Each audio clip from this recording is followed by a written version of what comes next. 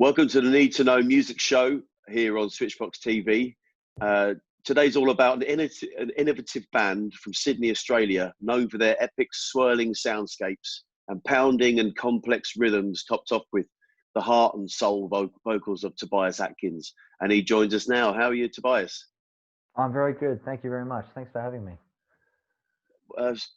Great. I mean, so this last few months has been a bit strange for everybody. I mean, where have you been? How have you been spending this sort of this lockdown and kind of COVID world that we've been living in? It's as you know, it's 2020 is cancelled in some ways, but the silver lining for I think musicians and creatives is that there's ways to use the scenario to your advantage. For us, that came in the form of doing lots of video clips and a bit more writing and actually doing a release plan for the album leading up to August that meant we could tailor it for people at home and tailor it for what was going on. So that's kind of what we've been up to. Otherwise, just working and trying to write some more music. So what were you doing in the lead up? How has it changed the plans that you had? I mean, is it? It actually hasn't. The funny thing is that it actually hasn't changed at all, except for our touring plans, which unfortunately were all cancelled. We did. Our original plan was to do 4 to 5 singles leading up to the album, and then we decided to sort of reinvest time into making it more for people that are going to be at home. So we geared our content more towards that, and it's worked out so far. Have you been doing any of the sort of live stream kind of stuff, or is that physically possible for you guys? I know you've got a really kind of epic sort of sound. Is that is it easy to sort of recreate that in a kind of an acoustic format, or is it not, or is that a thing? I don't know. We would love to, but unfortunately we've got guitarists and members across different states of Australia. So we could do a bass and drums and vocal, which might sound a bit weird, but we've been talking about that because we've been trying to. I mean, we've been trying to connect, via the internet from Victoria to New South Wales over the last coming months. So far, nothing has really worked out in terms of being able to jam, even virtually.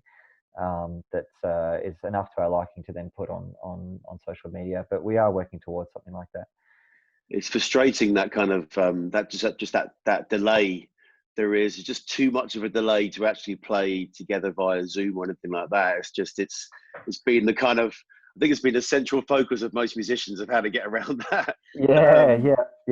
It just seems to be layering videos is the only way to sort of virtually play live, which unfortunately for the very first person on it doesn't get to play with anybody. Yeah? Everyone else gets to play with him, So it's a bit of an odd one.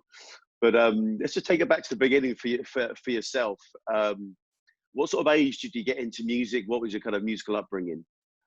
My musical upbringing was mostly based on from the get-go musical theatre. My parents were dancers and directors of musical theatre, so I was really heavily influenced by musical theatre music, including like classical music as well, because my mum was a ballerina.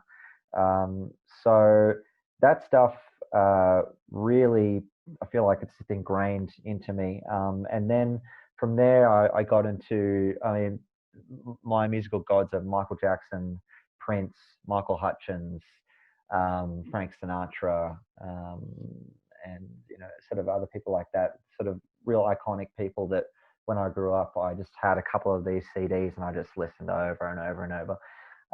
In terms of rock music, my introduction to rock was via Live, the band Live. Oh yeah, yeah. Their album Throwing Copper. That was another one of those things that's just burnt into my soul, just the sound of that album. So I think from there onwards, I sort of started getting more into rock music and picked up the guitar about 8 years old, and here we are. I first heard Live actually from their Unplugged was the first time I heard them. Oh, cool. Yeah. So that kind of got me into the Throwing Copper album, because I was a real sort of Pearl Jam, Nirvana sort of head around that sort of time when I kind of discovered them. And his voice is just amazing, isn't it? I mean, it's just the songs are great. Yeah. So I can actually hear a bit of influence in your own vocals, actually. In Definitely. that, do you take that? I mean, absolutely. That's a compliment, definitely. Oh no, thank you. Yeah, I'll take it as definitely a big compliment. No, I that as a vocalist, I think that style, it sort of falls a little bit into that like early '90s grungy stuff. Like I love Scott Weiland and is it Lane Stanley? No, the singer. Lane Staley, yeah. Staley, sorry, that's the one. Yeah, Alice in Chains, Chris Cornell, those guys. I'm big fans of that kind of sound. So I think I've definitely incorporated a bit of that into the vocal style. Well, it's definitely working for you. So so when you first started playing playing live, what was the music scene around when you got going? What was that like? Was it easy? Was a lot of venues around, a lot of bands around, a lot of music around? Yeah. We I was lucky enough to go through what I felt inherently was like the last good era of live music, or local live music in Australia. Back when Sydney was, when I turned 16 to 18 to 19, the big nightlife spots in Sydney were still cranking along, and there was no lockouts. We've had lockout laws only recently lifted before COVID for the better half of a decade, a bit more than that. So up until that time, it was thriving, and so you could go see local bands and see packed out local bands all the time. Nowadays, it's not the same. So I'm really thankful for being able to start off in the scene and actually play gigs where people really wanted to come along and weren't restricted by lockout laws and stuff like that. And was it wider Australian scene like? Is it easy to kind of get out on the road? Yeah, it's a big place, obviously. Yeah. It's a big place. Yeah. The driving between states is not great, but like there's actually so much great regional stuff in between the cities, which is we've only just really recently started to slowly fill those gaps. But that's where the meat and potato is. You go out to country pubs and stuff like that and play shows out there, and then people are just like so keen. And I feel like that's where the Aussie magic is. And obviously the capitals are great as well. Now the scene's really good here. I feel like it's now before COVID, at least, it was in this new supportive place where Aussie music was really making a strong resurgence, and people were excited. So hopefully it gets back to that afterwards. I sort of feel like there's whenever I talk to Australians that I meet in London, there seems to be a whole host of bands that we just don't hear over here. Is it tough to sort of break out? I mean, I'm assuming the location of where you are in the world makes it slightly more difficult to sort of hit Europe and that sort of thing. So what have you found the sort of struggles of sort of getting outside of Australia? How have you found that?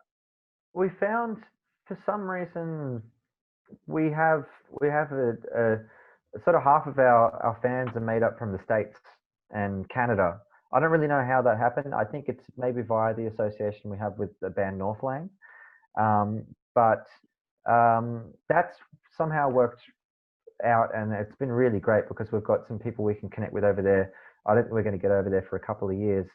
The UK and Europe, that's been easier to connect with people and to introduce our music, because I feel like the prog scene over there is just like, it feels more ancient. Like it feels like it's been going along for a long time, even if it's like in quieter circles and more underground or whatever. So that's been really fun to get into and to sort of spread our fingers into it. But it is, it is difficult in terms of just logistically getting over there and the cost for the flights and everything. It's quite a lot. I mean, a lot of bands rely on government grants and things like that to get over there.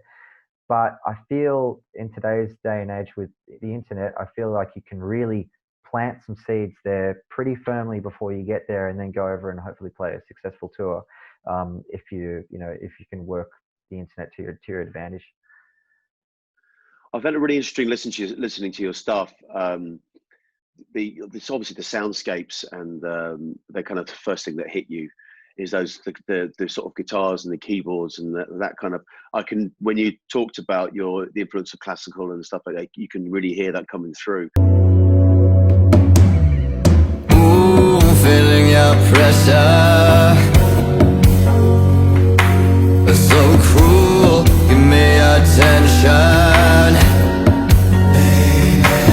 Tries to bury aggression. Oh, I do bear my intentions. Your hesitation. What's that like to create? I mean, is it a lengthy writing and recording process? Are the two things done together? Is it all in your head and then how does that work? I've always been a guitarist first and foremost. I picked that up first before everything else, and it's my writing process now. I actually really don't like. I get there in the end, but it takes me too long to get there. It took me. I mean, I wrote basically 2 albums for this release, but it took me a really long time. It took me 4 years to write 20 songs or 25 songs or whatever it was, and I think that's because the vocals in this band need to be the most important thing, and then the music needs to get written around that. However, I've done the reverse of that. I write the guitar, I'll write out the sections, I'll write out the rhythm, I'll structure it, I'll hear a vocal in my head, and then I'll go to attempt the vocal, and the vocal just sounds like shit. And it's just something in my head, and I should have first developed the vocal. So that's how I've been doing it so far, and it does get you there. And I feel like what does get it there in the end is just the belief in the underlying message of the song, which I feel like even without writing vocals, you're already writing about it. You're already writing some kind of story when you're playing the guitar anyway. So it's trying to extract that out from just the instruments rather than trying to write it out like lyrically or melodically first. So I'm doing a little bit of a double handling, I guess. But yeah, that's the process so far, and I'm looking forward to revitalizing it. Yeah. So like I said, I'm saying, like, so the idea of the songs is, I mean, with the getting the lyrics, do you get the idea of it, or do you kind of let the music kind of influence what you're singing about? I mean, is there a set way that you do that, or is it just kind of yeah, like you have an aim to start off with?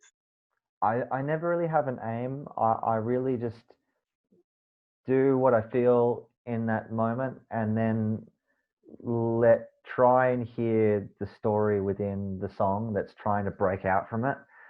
That's also been a big struggle for me too, because you might misinterpret the way you felt when you wrote this riff or something, and you come back to it days later and you're like, I'm going to write a song about this. But then it never works out, and you keep beating it with a hammer. You're just beating a dead horse, and it never works out. And then there's not really until I get in contact with the initial essence of something that was going on, some unconscious thing that is just there that you're trying to look at, with a microscope. Not until I really get the essence of that then there's the thing to start writing itself. I feel it is a really unconscious thing for me. It's really like it's like, it's like dreams. It's like there's some message that you could extract from your dream, but the dream is just all kind of nonsense, and it's trying to sort of dive in there and pick that out and look at it and go, oh, that's actually what I'm dealing with. I spend so much time waffling around trying to figure what that is. So, yeah. Well, I think that's a thing I've found. Definitely, I'm a songwriter myself, and I find that sometimes things just come through you rather than from you. I feel as maybe there's a kind of, and then I've done songs before. I've written a whole song and then not figured out till like 6 months later what that's actually about. You think you're writing about somebody else, you realize it's actually a criticism of yourself or whatever. Do you know what I mean? So I think there's a lot to be said for that, kind of letting it flow and letting it just come out as it is, and then kind of dealing with it afterwards. At least to get the initial creation done, you know. So so Bolero is your third single released this year, and so do you have a date for the album released? You say it's in August, or no? Is that right, or no? Yes, I should know this, shouldn't I? It's I think it's August 21st or August 24th. See, this is why we need managers stood next to us. This is the reason why. Yes, yelling at me. I'll quickly pull it up for you. I think it's the 21st. We'll say that. Okay. And have you got a plan for another single before that then? Yeah, we've just wrapped up a video for the last one before the album comes out, and we are going to do some more stuff post album as well. Some sort of bigger projects for the music videos that'll take a little bit longer. But yeah, we just wrapped up the last video, so that'll be out very shortly. Do you enjoy that video making process? Yeah, I love it. I really love it. I've just got the perfect partner in crime to make videos with. He's one of my really dear friends, who's just an unbelievable wizard. Like in terms of everything visual, he's just like, you know, we make a really great connection. We've done a lot of varying video styles over the last year or so. You know, we used green screens and did underwater for Voyage, and then another one, the Beyond Us video, we just went, let's get 3 lights, a laser, and a projector. And then the one that we most recently did, we went to an abandoned power plant and shot in this really scary, dank place that was really kind of haunted and hectic, and yeah, so it was exciting. Pretty vibey. Yeah, vibey, yeah. And it was really like, you know, when we're not supposed to be there, and we've got generators, and, you know, we've got ponchos and just walking around all sus, and I know, I got a kick out of it. And what's this, how are you going to launch the album without any sort of live? We're just going to do the next video, which we think is our favorite. Collectively, it's our favorite song on the album. And after doing the last 3 music videos, we kind of have deciphered what people probably want to see in a music video from us. So we've tried our best to like really offer that up as much as possible. So hopefully that excites people into listening to the album. And we've also got a bunch of playthroughs. Like we've all been, you know, rehearsing the songs. We've already played the songs live quite a bit before COVID anyway, but we've got drum playthroughs, vocal playthroughs, guitar and stuff. So lots of content to share with people before the release. That seems to be the name of the game, isn't it? Just sort of getting as much stuff you can share to people's phones as possible, because that's the reality of the music business in 2020, I suppose. Until we all get back to it. Yeah. What's been your sort of biggest career highlight to date? Then what's been the thing that's really stands out for you? I think playing with Anathema. There's something about that band. It wasn't really like it was a big gig for us, and it was in a great venue. But I just think sharing the stage with them was really cool. Like I didn't really know anything about Anathema before we played with them, and then when they got on stage, and that amazing woman, I can't remember her name. That's gonna suck right now. When she got up and started singing, I was just in love with their whole sound. So it was just a really special experience, I think. The guys from Ireland, aren't they? Yeah. I actually know people who know them really well. I've met the guy. Oh, cool. I've met one of the guys a couple of times. Yeah. And I hear people talking about them, and I to my shame, I haven't checked them out. But I heard they're amazing band. Yeah.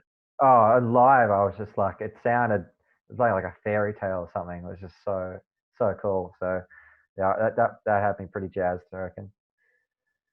What's the sort of biggest challenges that you've faced? I think connecting with the audience live. We don't want to be a band that just plays a really tight set and people are like, oh, that was cool, like how tight they played. Like I really want people to feel something emotionally when we play, and just trying to connect with a room of people, especially where we're at in our career now, where, you know, half the time you play to small venues of your own crowd, and then you play to bigger rooms where you share the stage or you support. And in those shows, trying to reach out to somebody that is kind of not really paying attention, like trying to get that kind of connection going. I think that's been our biggest challenge, because it's like you really have to win those people over in some way, and just figuring out what that means and how to go about that has been probably our biggest challenge. This is the Need to Know Music show, and we always ask people for a recommendation of somebody that they may not have heard or that they should definitely check out. Who would be your recommendation? It's my go-to answer lately, because I've been listening to them so much. Ebonivory, another Australian band. They're like Tesseract, if Tesseract had this like cabaret circus dream spin on it, even though they're already very dreamlike Tesseract. Aussie band that is really quirky, really interesting, doing stuff that I haven't heard before. I'd be checking them out. Excellent. We'll put a link to them. That'll be on the screen as we speak, so people will be able to check that out. And we'll put all the links to your stuff too, so people can check you out. So obviously next is the album and the singles and the videos and all that kind of stuff that people are going to be able to be checking out in the next few weeks and months to come. But listen, good luck with all of that stuff, and it's been fantastic to chat to you. Thanks so much. I just want to wish you all the best, and we'll be playing video clips of your stuff, so you know, make sure that people can get to hear you. All right, well, good luck with all of that. Thanks, guys. Thanks, Ronan, Sean. Tobias, thanks very much. Thanks, fellas. All right, Thank cheers. you. All the best. Take care now. Bye-bye now. Bye.